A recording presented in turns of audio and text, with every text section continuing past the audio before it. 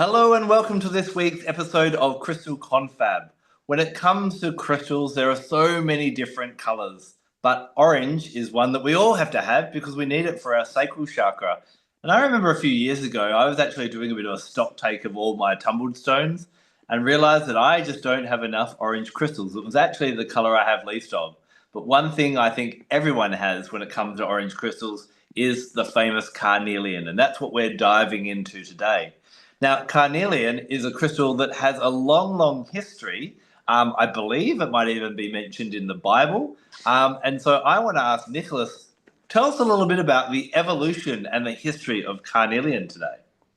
Yeah, I would love to. This is such a fun topic because I think when we look at the body of written lore of all gems, particularly in the kind of nexus of civilization and forward in time, we see so much written about it. And it doesn't always feel very consistent at first, so we kind of have to unpack it piece by piece. So for those who may not know, carnelian is a variety of chalcedony, which means it's cryptocrystalline quartz, just like onyx, which we talked about toward the top of the first season.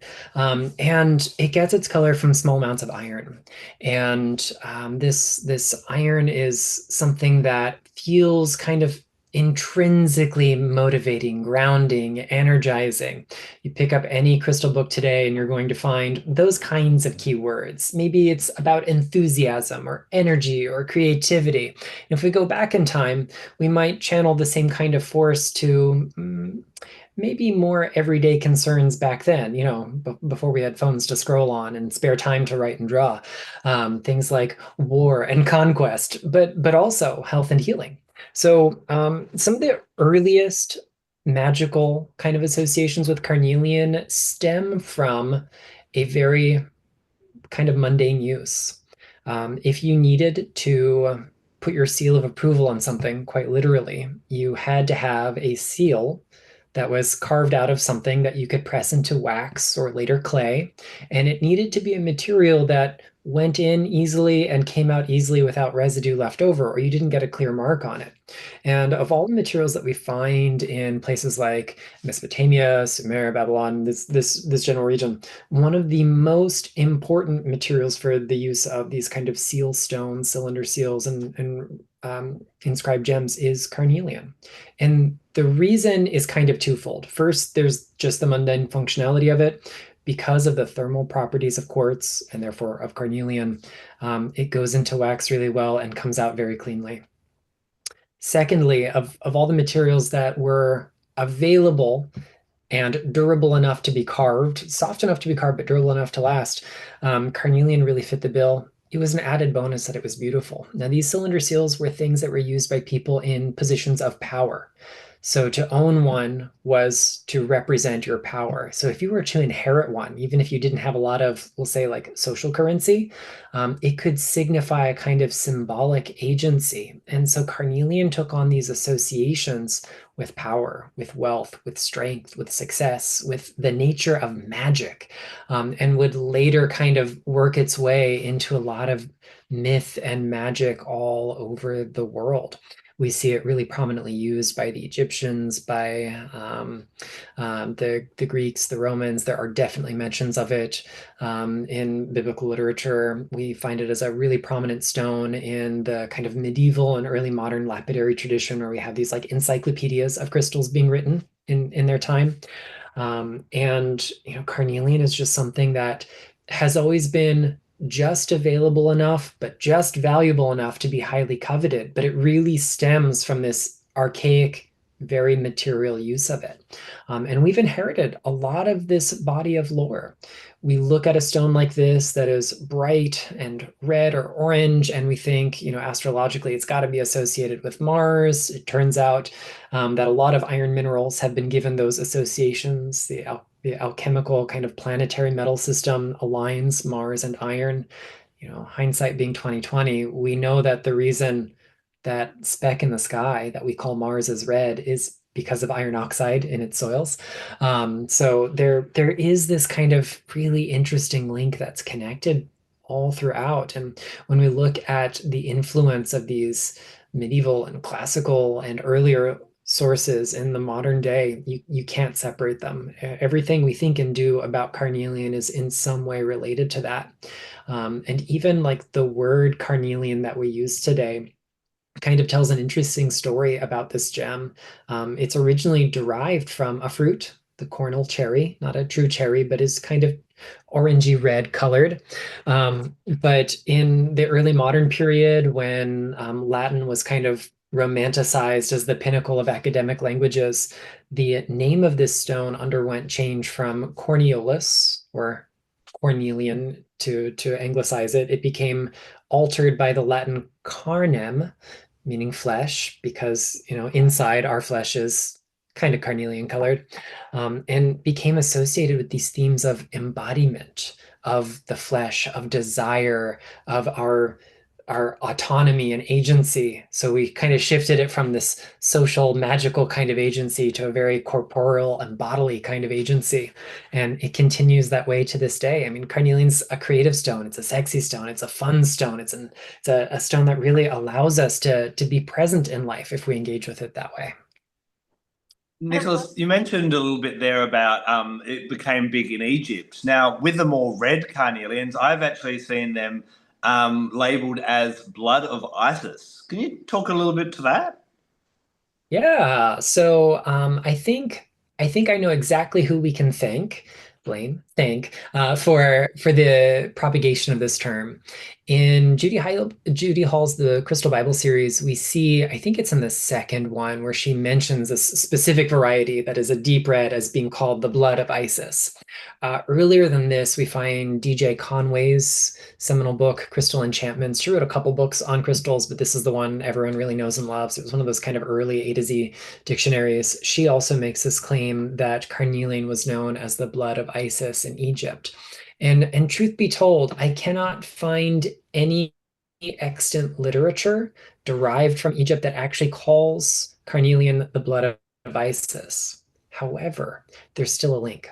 So, in Egyptian art and religion, there's a specific kind of like talisman or amulet that's called a tiet or tet.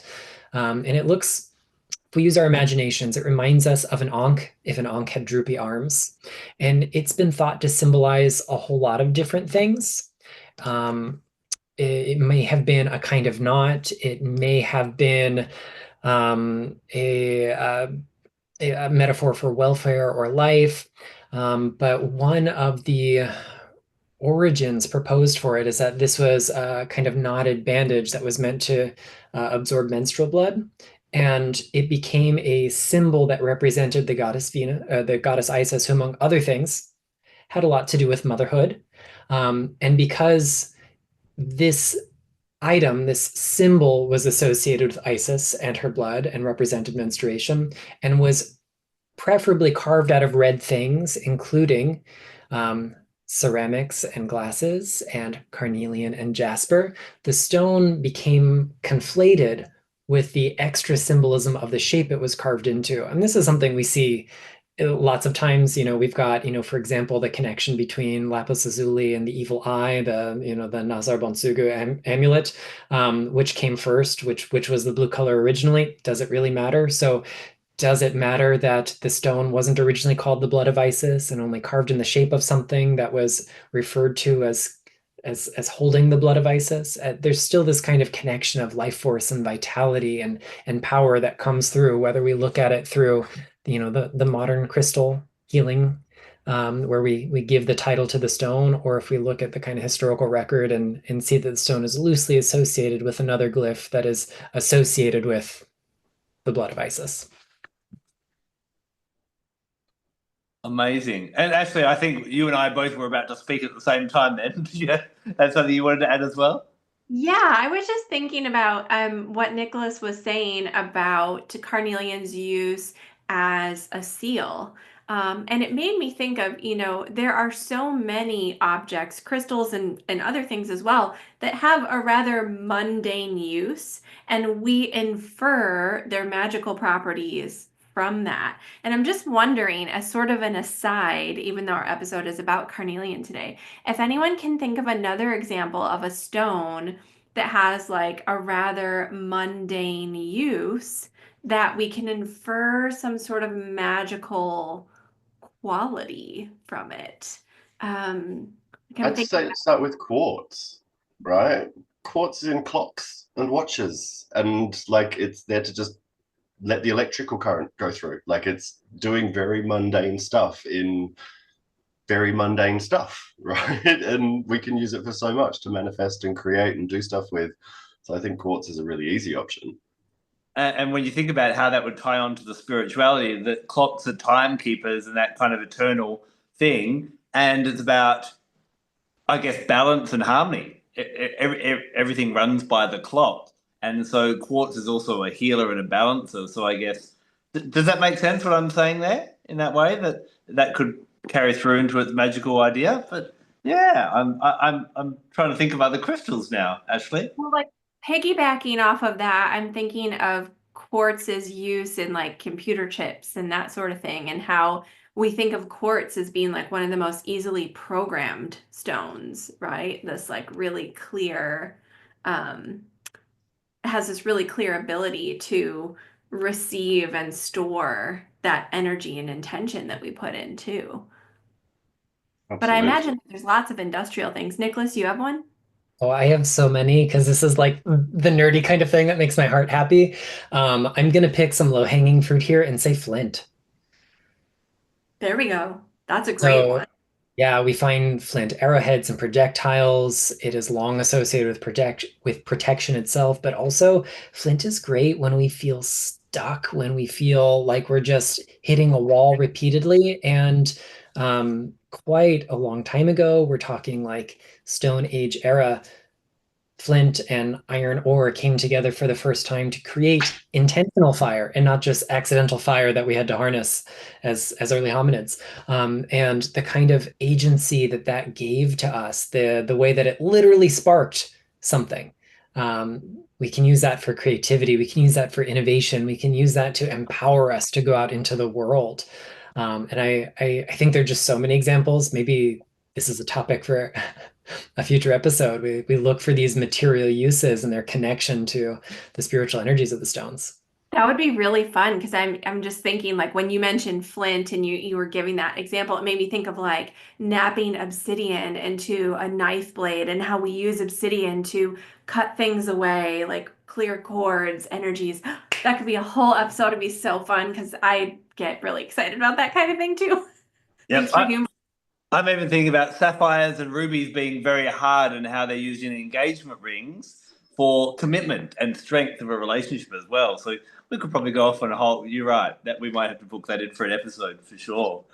So we've also been talking about this real fiery energy, Kyle. Do you find that Carnelian's really fiery for you as well? Well, if you have been listening, you will know that I have spoken about my fiery nature, my 5 fire placements. And when I began again on my crystal, like my journey of connection, my first big piece of crystal was this. This carnelian was my first big piece that was not just a tumble or a little raw piece. And it was because it was orange. No information, couldn't care less about it. I just wanted it because it was orange and fiery, and it's just an immediate link. I have lots of orange clothes. I have many pairs of orange shoes. I am a big fan of the color orange, and I love its link to fire, but I also love its link to action, to doing. And I like to put a bit of a playlist together. Carnelian, think about a little less conversation, a little more action, please. Elvis going on. Maybe TLC, let's talk about sex. Maybe something like Groove is in the Heart by Delight. For me, Carnelian is like, it's a fun playlist. It's the party house. It's the vibe. And if you want to work with it in that way, it's going to bring so much fun and so much pleasure. It's going to get you out of your head, literally. For those that think too much, concern themselves too much with being perceived, too worried about, and are very cerebral maybe in the way that you do things, Carnelian is more of action, more of doing, more of engaging, pleasure, sensuality. Think about how it feels to let loose, to have a dance, to connect with someone intimately, not necessarily sexually, but intimately, and diving into that connection of nurturing. Carnelian, yes, it does have that beautiful, wonderful thing. Put it in the bedroom, add a bit of spice. But I find it's perfect for friendship. Like, put a bit of carnelian in the middle of a table with your dearest friends, and you tell me you're not going to laugh all night long and just have the best time. And that for me is pleasure. It's, if I'm not going a day and I'm not laughing throughout that day, I'm not alive. Like, I have to laugh every day. I have to get through life through laughter. I don't think many of us do. And I think Carnelian has always been that reminder to bring play in, bring fun in, bring pleasure in. Yes, there are concerns. Yes, there are worries. Yes, there are things that are happening outside of our lives that we can control, can't control, that are very concerning. But right now, why don't you have a bit of fun? Right now, why don't you connect to what feels good? Right now, why don't you actually give yourself a bit of positive vibes, a bit of what you actually want, what your body is craving, then get to the serious stuff after that. Like, go out dancing and sweat and like let your hair down. Go to the beach, which we spoke about in our last episode, and play in the surf. Go and I don't know what's fun for different people. People play golf, people go riding, people do poetry with their friends. Whatever feels good for you, involve Carnelian and it will feel even better.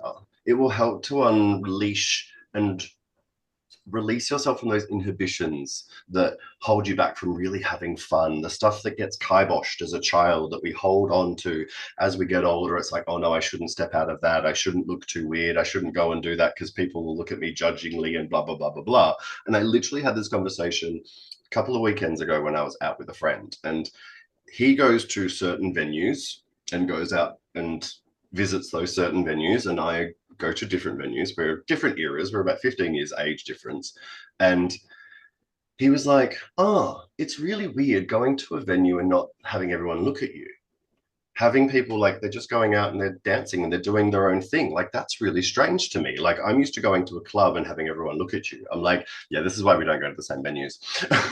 This is why I have gotten a little bit older. And I went to those venues when I was a kid, when I was younger, when I was first clubbing. You do it because that's what you do.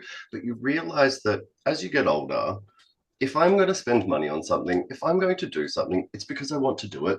It's because it's who I want to see. It's because I'm going to be with the people that make me feel good. I'm not going to put myself into a situation that makes me less comfortable than I need to, but I'm still going to do things that make me have fun, that are joyous, that are pleasurable. I'm not holding myself back from that because I know I need it. I know it helps me regulate. I know it helps me to stay sane.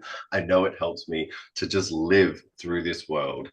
And if I'm not doing that, then I know I'm not sane. I don't feel good when I'm not able to have a little bit of fun. I'm not able to regulate myself as well. And I think that whole letting off steam, letting our hair down thing is so intrinsically connected to Carnelian, and it gives us that permission to have a bit more freedom, have a bit more fun, and have a bit more play.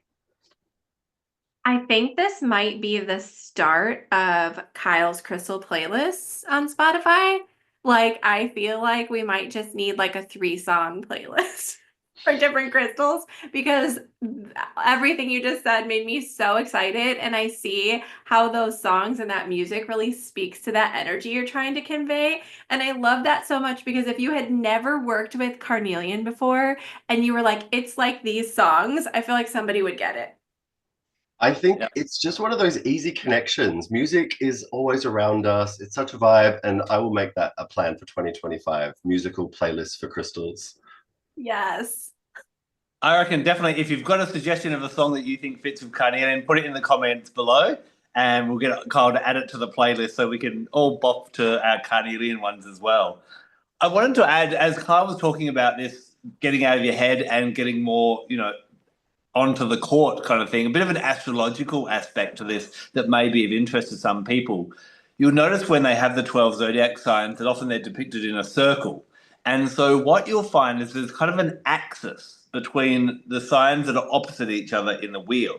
So you have one axis, which is the Leo Aquarius axis. Now, anyone who is a Leo or has lots of Leo energy is very much act now, think later. But if you have more Aquarian energy, then you tend to think now, think a little bit more, have a bit more of a think about it, and you might eventually act. And what we want to do is we want to look at where we might be on that axis. We might have more Leo energy in our chart or more Aquarian energy in our chart, or it might be balanced, which is great. But if we do need to move more towards that Carnelian aspect or that Leo aspect, Carnelian is going to be really, really great for that. That also kind of opens up another question I want to fire at everyone. One thing I get several questions about on social media recently is this a good crystal to pair with this? Now, I find it a really challenging question to answer a lot of the time. I think when we come to pairing crystals or putting crystals together, it's a bit like matchmaking. They all can work together in different ways. You know, maybe something like a carnelian, which is really fiery, and an amethyst, which is really calming, is a bit like washing down a sleeping tablet with a Red Bull to see what happens. But a lot of the time they will work well. But I do find carnelian really fiery, and I find it great for the sacral chakra. But if that sacral chakra is overactive, and when you test it with a pendulum, I've got a video on that on YouTube, it has too much energy, carnelian might not be right. And that's where I actually had the amazing Ofra Messiah. She's a beautiful woman in New South Wales in in Australia. She makes these beautiful pendants, and she made me one with a bit of orange calcite to kind of calm down the carnelian and bring that balancing effect as well. But I'd love to know what the rest of you think about not just pairing things with carnelian, but do you have any rules when it comes to pairing crystals? Ashley? Yeah, I think that it really comes down to our intention. So, in one instance, maybe you would pair two things together because they really amplify one another, they're really cohesive, they work well together. And maybe in another situation, you might pair together two things of really opposite energies to kind of balance things out. And you can sort of direct that energy through your intention. So, I'm trying to think of a good example. Let's say I was working with my Carnelian for some energizing and motivation and action taking, and I wanted to work with some Celestite for like calming, right? Maybe at first glance, it seems like those two things wouldn't go together, and that maybe even my intentions were conflicting. But maybe I want all that motivation of the Carnelian, but I don't want to be bouncing off the walls. I don't want to be buzzing at 2 a.m. still when it's time to go to sleep, which is like a constant struggle. So maybe that Celestite is there so that I get that little motivational boost from my Carnelian, but I'm keeping my energy in check. And really, the only way, in my eyes, to kind of know whether or not it's working is to set that intention to work with those crystals and to cultivate a little awareness and see how it's going and make some tweaks and changes along the way. But I think when it comes to bringing together two companion energies, whether two different crystals or a crystal with an herb or a crystal with a tarot card or a crystal with anything else, we just need to keep that intention sort of front and center. But Nicholas, what about you? Do you have any tips and tricks when it comes to pairing together these companion energies or things we should consider? I always liken it to combining flavors. I might find a combo I absolutely love and it works really well for me. And for the next person, maybe that doesn't work. And I know we've had this conversation before here on the podcast, but another way that we can frame it is what is the story you're trying to tell? And it's not always a matter of does this crystal go with that story, but do these two things participate in the same story you're trying to tell with your life? And that's a really different approach than just simply, can I put rose quartz and amethyst together, or does my carnelian work with my black tourmaline? So when we come back to this space of what is the narrative? What is the moral of the story? What is my intention going to be? We get to exercise a lot of creativity in how we weave those themes in and out. Just like Ashley was saying, we can take things that seem kind of contradictory, and as long as they contribute to the same narrative arc, if they help us get to the right place, then they're absolutely the right stones to work together. And because those stories are personal, you get to figure out how you want that to work. Adam, I know you posed the question, but I'm curious what your view is on this. Yeah, I think it's going to be individual as well. I do tend to have a rule of just probably don't go more than two colors. I think I may have mentioned that in a previous episode as well. But I think there's going to be a lot of opinions out there. I recently had someone message me going, "Hey, I've been told that you can't just work with pink crystals. You must have a green crystal with it." And I was real. It's the first time I've heard that, and I always try and work through the spiritual logic of it. And I'm like, I can't see why that would happen. And, I had this conversation with someone and they would say, oh, that the pink ones will make you too apathetic and relaxed. And, you need a bit of vibrancy with the green. But I'm like, well, maybe sometimes we do need to calm down. So I would say that we're all going to have personal views. But like Nicholas said, some people believe that chocolate and mint should be combined together. And I think that is criminal. Chocolate and chili are a much better combination. So anyone who's personally wondering, do these two work together? I think it depends on you as an individual. Try them together. There are couples. We see celebrities get together, and you're like, that is the oddest couple together, but it works, and some are natural as well.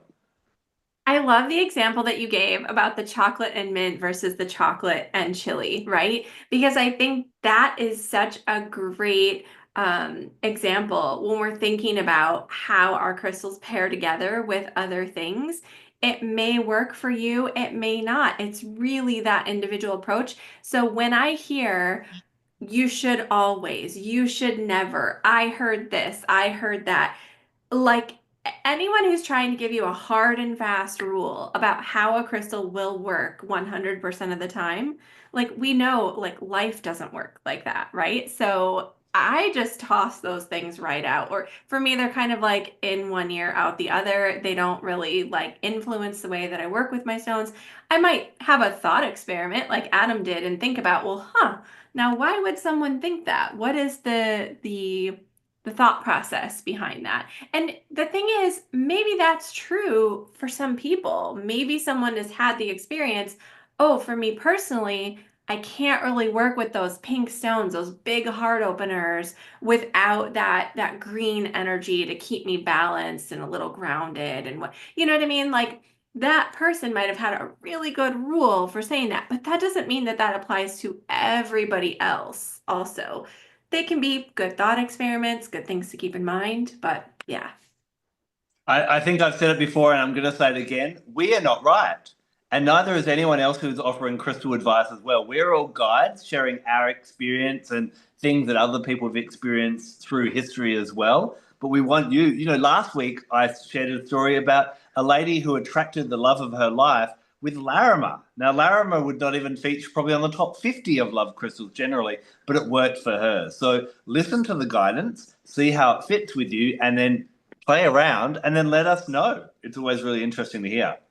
And I'd casually like to throw my hat in the ring with my chaos energy and just say, work with whatever you feel comfortable working with. If I showed you every one of these grids of crystals behind me, you would see some chaotic combinations, but they're all working for a purpose. I know what they're doing. I'm a maximalist, and that's how I work. If you are, enjoy it, work with it. If you're a minimalist, do your thing, and I will only judge you inside. And that's how we work together. We're all different. We're all doing our own thing. Whatever works for you works for you, or works for me works for me, and no hard and fast rules.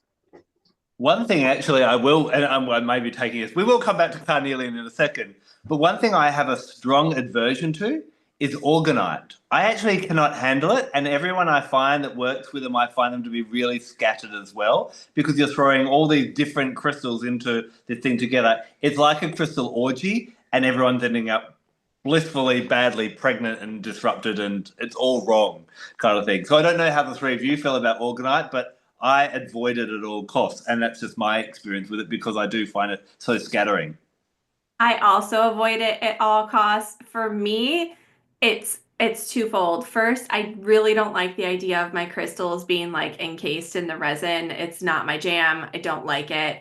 Second, when I first heard about orgonite and did about 2.5 minutes of Google research about it, and this was, a million years ago because I'm a dinosaur, but I was like, ew, gross. Like, ew, David. I had an ew, David moment. There were far too many outlandish claims that just made my skin crawl, and I was like, I'm out. That's not for me. But that was my experience. Yes, me too.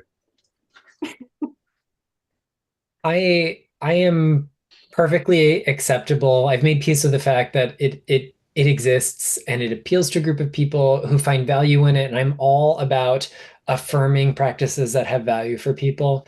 One of my dearest friends in the crystal world, Devin Hunter, who's got a book called Crystal Magic for the Modern Witch, he, for many of the same reasons already cited, just cannot tolerate it. So every time I'm out in the wild and I find a particularly heinous piece of crystal art in resin, whether or not it's trying to be organite, I always take pictures and send it to him with the most innocuous captions. So thank you for reminding me that I have to go antagonize Devin soon with some organite pictures.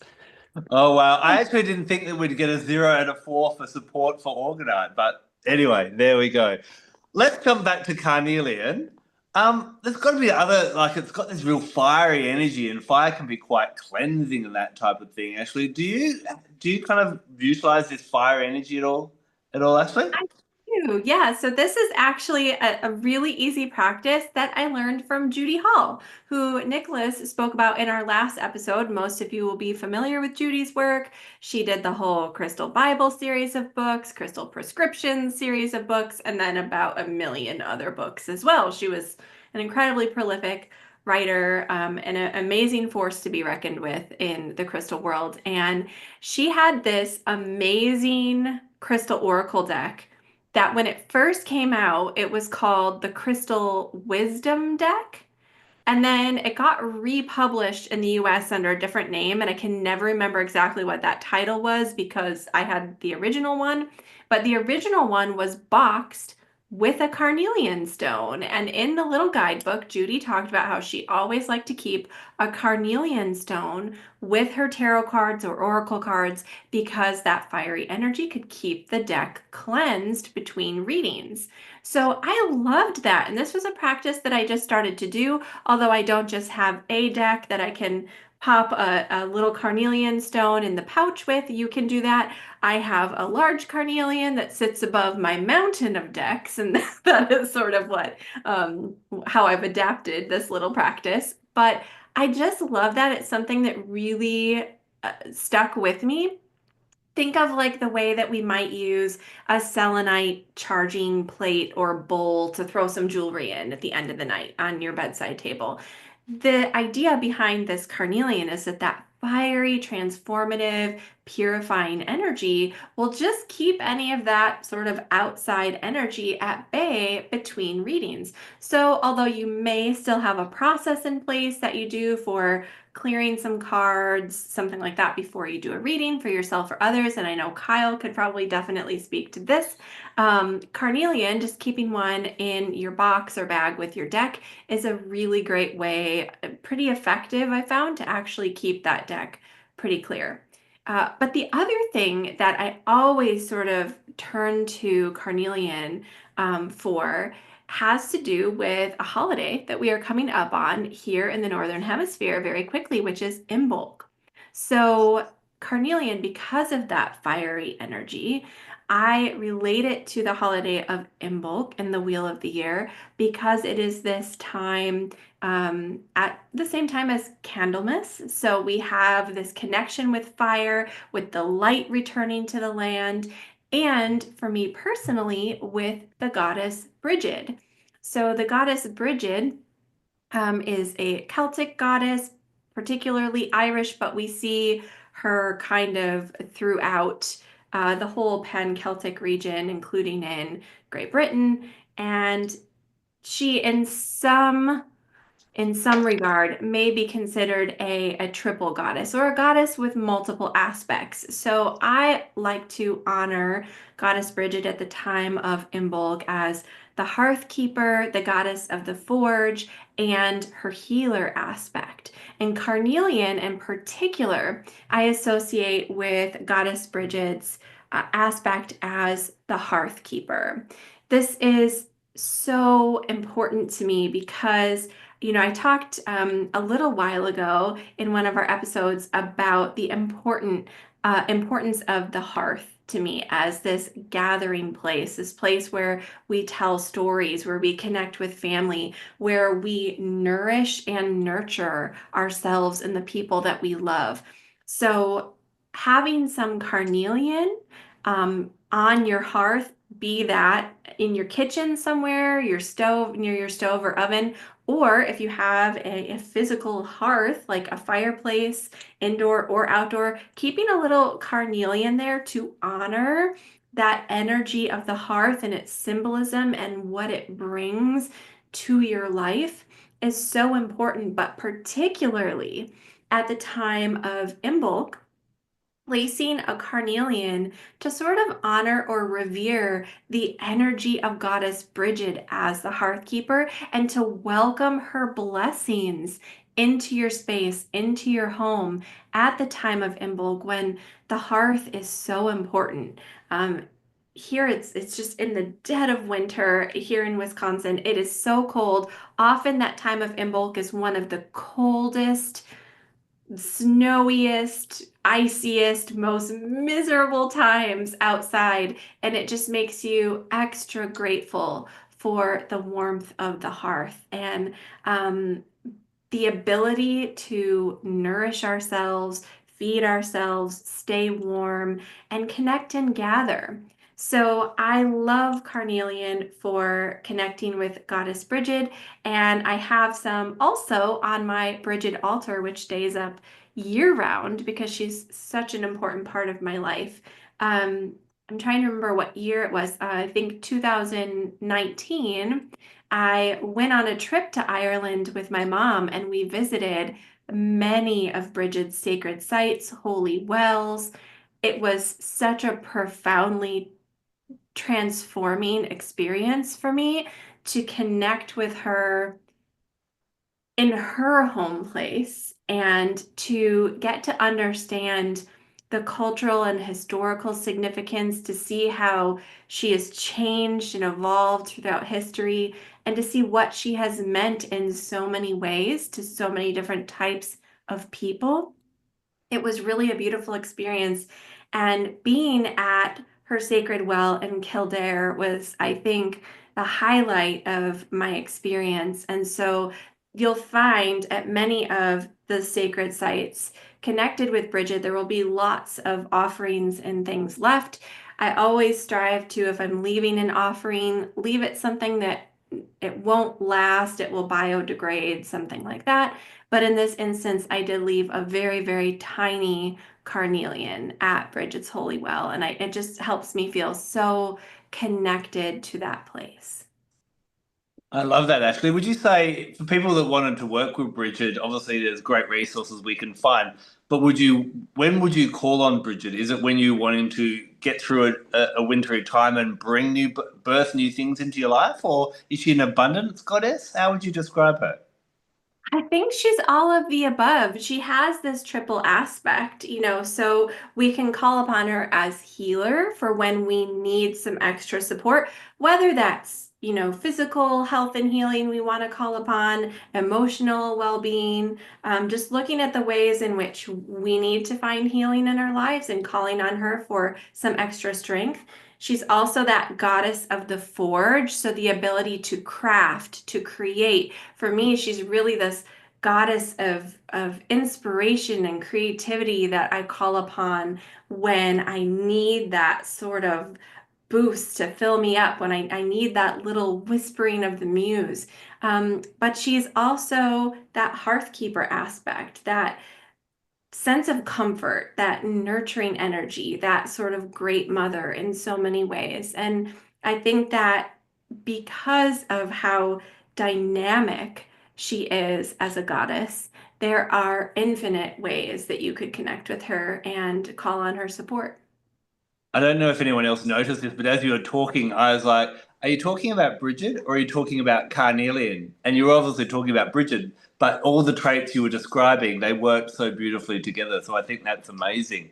Another little Imbolc exercise I like to do with my crystals is it's a little tradition of having a little tea light crystal on an east facing window and putting all your solar crystals. So for me, that would be sunstone, citrine, imperial topaz, amber, golden apatite, carnelian might be one, although I find it a bit more fiery, and lighting that candle each morning. And it's said to help to welcome the sunlight back into your home and the warmth after the cold depths of winter. Of course, in the southern hemisphere, we've got till August to worry about that. With the corresponding one will be Lunarsad, which is the end of summer, the kind of the start of the harvest season. And it's a really great time to also work with Carnelian. I find it's a really great sacral chakra time.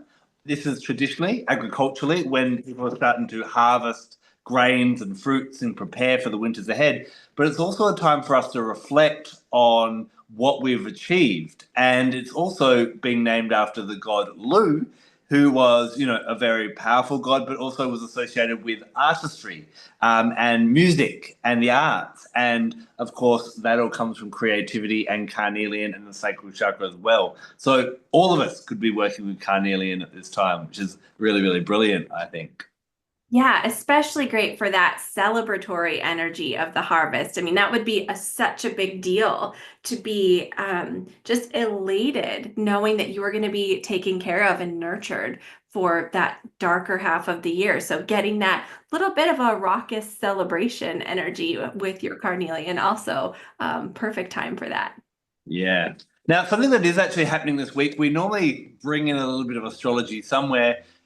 Well, you may be comforted to know there's nothing major happening. There's no full moons, there's no new moons, there's no major planetary retrogrades. But there is an interesting retrograde this week that really ties in nicely with Carnelian. And there is an asteroid called Tyche. Now it's spelled Tyche. She is a Greek goddess of good luck and fortune, and she's probably better known by her Roman name as Fortuna. Now, the asteroid belt is between Mars and Jupiter. So, in the big scheme of things, it's pretty close to us, all these asteroids, although they're not as big as the planets. And they can, especially become more subtly aware of energies and aware of subtle energies, they can impact us a little bit more. So, with Tyche going into retrograde this week, what you may find is that your sense of good luck, your sense of good fortune, may kind of go out the window. Then you may have to create your own luck or work a little bit harder for things to go your way. And when you reflect on what we've talked about in Carnelian of, being fiery, being abundant, being supported, getting off the court, not just talking about it, but getting into action, Carnelian would be a really beautiful crystal for everyone around the world, regardless of what season it is, of working with this as Tyche goes into retrograde, for going, right, sometimes I'm getting the blessings of the gods and of the asteroids and the planets of helping me favorably with good fortune and abundance. But while Tyche's in retrograde and she withdraws her energy away from this planet, then I'm going to have to create my own luck. And I think Carnelian would be a really great one to do that this week. I think that kind of pairs with Carnelian's ability to now this is the theater kid in me, it's a yes and stone. If that makes sense, it's going to help you to say, yes, and what's next? Let's throw out all the ideas and then we'll pick the ones that we need. There's no bad ideas. There's a few ways we can put it. I think Carnelian helps you to go, let's just put the ideas out there. Let's just try. What if we fail? It doesn't matter. I think it helps with that encouragement of yes, and why not? Yeah, it's such an amazing fiery crystal, and I think we've discussed so much of it this week of all the different ways it's been used, not just now but throughout history as well. So I assume most people have it in their collection. I hope that today we've actually brought in a few more ideas of how you could work with it. But sometimes with these kind of everyday crystals like carnelian, like red jasper, like a green adventurine, they sit there and they might get kind of shuffled off to the side because there's more exciting crystals to play with these days. But I hope that this week we've been able to fire up your enthusiasm for carnelian again, and this is the perfect week to work with it. So we will be back next week with another. I'm fired up with carnelian. We'll be back next week with another crystal confab on another crystal. I'm going to settle down, and we'll see you then. Take care, and blessed be.